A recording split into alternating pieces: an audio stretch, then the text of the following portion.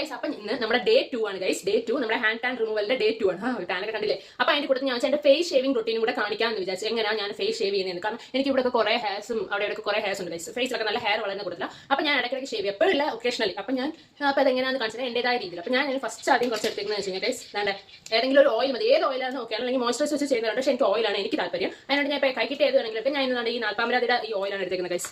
Full കട്ടിയായിട്ടിരിക്കുകയാണ് guys. വേണ്ട ഒന്നും വരുന്നത്, അയ്യോ വേണ്ട ഇങ്ങനെ വരുന്നത് ഇവിടുത്തെ ക്ലൈമറ്റ്. ഞാൻ ഫുള്ള് ഇങ്ങനെ ജസ്റ്റ് ഒന്ന് തൂട്ട് കൊടുക്കും ഗൈസ്. തൂട്ട് കൊടുക്കുന്ന സമയത്ത് എനിക്കൊന്ന് മസാജ് ആണെങ്കിൽ ചെയ്യാം. ഓയിലുണ്ട് മസാജ് ചെയ്യുന്നേ തനി വൈബാണ് ഗൈസ്. ഈ ഓയിൽ മസാജ് ഇഷ്ടമുള്ളവർ കമന്റ് ചെയ്യണേ, കാരണം ഭയങ്കര താല്പര്യം എനിക്ക്. എന്താണെന്ന് അറിയത്തില്ല, ഫേസിനൊക്കെ ഒരു ഇത് ഇത്ര മതി ഗൈസ്. ബാക്കി പിന്നെ ചെയ്യാം. നമുക്ക് ഫേസ് ഷേവിങ്ങിലോട്ട് കിടക്കാം ഗൈസ്. ക്യാമറ നോക്കി ചെയ്താൽ ശരിയാവും, നോക്കാം.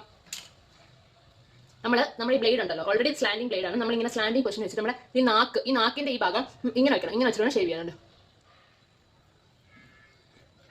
ഗൈസ്. ആദ്യമായിട്ട് ചെയ്യുന്നവരാണെങ്കിൽ വളരെ സ്ലോ ആയിട്ട് വേണം ചെയ്യാൻ, ഒന്നും വെപ്രാളമില്ല.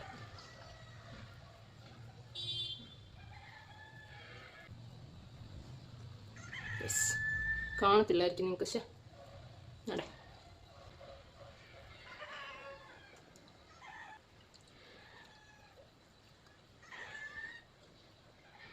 നമ്മൾ പിന്നെ ഈ ഭാഗത്ത് ചെയ്യുമ്പോൾ താണ്ടി ഇങ്ങനെ ഇച്ചിരി വലിച്ചു പിടിച്ചിട്ട് ചെയ്യാവേ. എൻ്റെ കൈ ഇങ്ങനെ ഇങ്ങനെ വയ്ക്കുന്നു. ഇപ്പം എണ്ണ വേണ്ട അത്ര വലിച്ചു പിടിക്കാൻ പറ്റില്ല, എന്നാലും മാക്സിമം. ഗൈസ് എന്നെ പോലെ ഇങ്ങനെ നമ്മൾ ഫേസിലെ ഹെയർ എടുക്കുന്നവർക്കറിയാം ഒരു പ്രത്യേക ഒരു ഗ്ലോ കിട്ടും ഗൈസ്. വൺസ് എടുത്തതിന് ശേഷം നോക്കി കട്ട് ചെയ്തില്ലെങ്കിൽ ഐബ്രോസിലെ ഹെയറും കൂടെ പോകും. ഞാൻ ഈ ഐബ്രോസിൻ്റെ ഈ ഭാഗത്തേയും കൂടെ എടുക്കുന്നുണ്ട് ഗൈസ്. അധികം ഒന്നും എടുക്കുന്നില്ല, കാരണം എനിക്ക് ഐബ്രോസിൻ്റെ അടുത്ത് എടുക്കാൻ അത്ര അറിയത്തില്ല. അവിടുത്തെ ഹെയർ ബാക്കിന് പോയി. ഈ മൂക്കിൻ്റെ ഭാഗത്തുനിന്ന് എല്ലാവർക്കും ഹെയർ കാണത്തില്ല ഗൈസ്. ജസ്റ്റ് എടുക്കാം. യെസ്, അപ്പം ആ പ്രൊസീജിയർ കഴിഞ്ഞു ഗൈസ്.